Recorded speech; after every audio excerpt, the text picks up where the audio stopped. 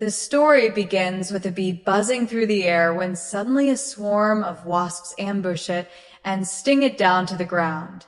The scene cuts, and we're introduced to the main character, Emma, who owns a small catering business. Her only employee, Ryan, helps her set up for a high-profile evening event at a grand estate.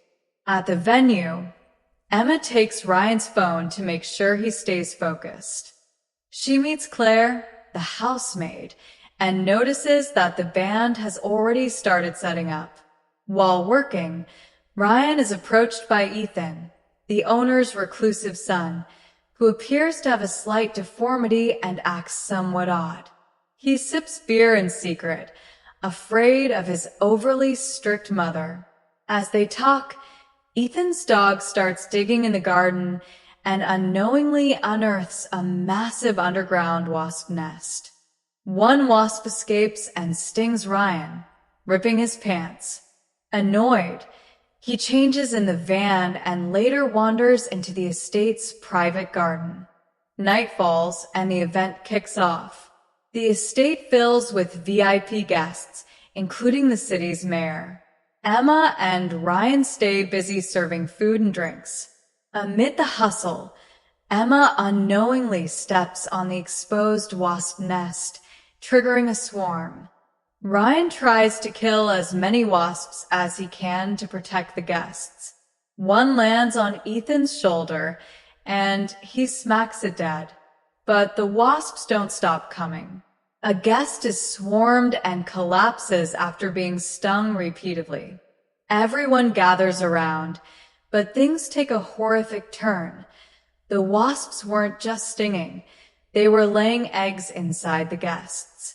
Soon, grotesque transformations occur. Giant wasp creatures tear through human bodies and emerge grotesquely, dragging flesh and bone with them. Ryan sees one of these abominations burst out of a man's chest right in front of him. Horrified, he and Emma hide under a table and make a run for the house. Emma's attention diverts when she sees another wasp tearing out of a woman's mouth. Ryan drops the van keys in the chaos and is cornered by a wasp. Emma bravely kicks it away and drags Ryan to safety inside. Claire lets them in just in time, but a wasp targets her. Fortunately, Ethan's dog runs out, drawing the wasp away. Inside the house are only 3 survivors now: Ethan, his mother, and the mayor. They're in shock and struggling to understand the nightmare.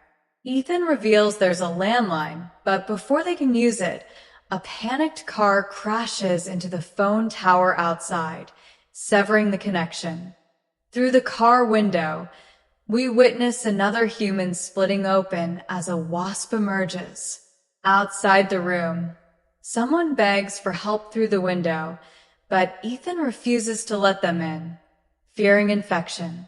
Ethan proves to be far smarter than he seemed. He suggests hiding in the basement, saying it's the only safe place left.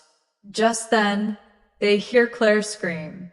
Rushing over, they find Ethan's mother has been stung and is now in the final stages of transformation. Before the wasp fully emerges, Ethan kicks her away and the group flees to another room, locking the door behind them. Wounded, Claire is placed near the door, but a wasp stinger pierces right through the wood, gouging her eye and killing her. A second sting grabs Ryan, but Emma and the mayor manage to save him. They all rush toward the basement, realizing one terrifying truth. These wasps have a queen, and she's commanding the others telepathically. Once in the basement, Ethan's body starts reacting. He reveals that he had been experimenting with growth hormones, which he accidentally introduced to fertilizer. This mutated the wasps. Just then, the lights go out, cut by the wasps. They regain power using a backup generator. Meanwhile, Ryan volunteers to retrieve the van keys. Outside, he finds them but also sees the dog now hosting a massive wasp. It attacks, but Ryan stabs it with an ice pick, barely surviving. Back in the basement, the most disturbing scene unfolds. A small wasp crawls out of Ethan's mutated shoulder and takes over his body and mind, turning him into a hybrid creature. Just as he prepares to attack, Ryan crashes in through the window like a hero, knocks Ethan down, and with the help of Emma and the mayor, they crush him under a heavy shelf. Upstairs, they realize the house has been turned into a giant wasp hive. As they sneak through, the mayor accidentally disturbs a wasp and is swarmed. Sacrificing himself, he tells them to run. Emma and Ryan hide in a room, only to be discovered. They use a table to crush a wasp just in time, but the roof starts collapsing from above. They escape through a damaged wall into the open. As they run toward the van, the queen wasp stabs Ryan and lifts him into the air. Emma knocks the stinger off and tries to flee, but can't abandon him. The queen deposits Ryan among the infected victims. Ethan, now a full wasp, pulls out the stinger and tries to implant a larva in Ryan.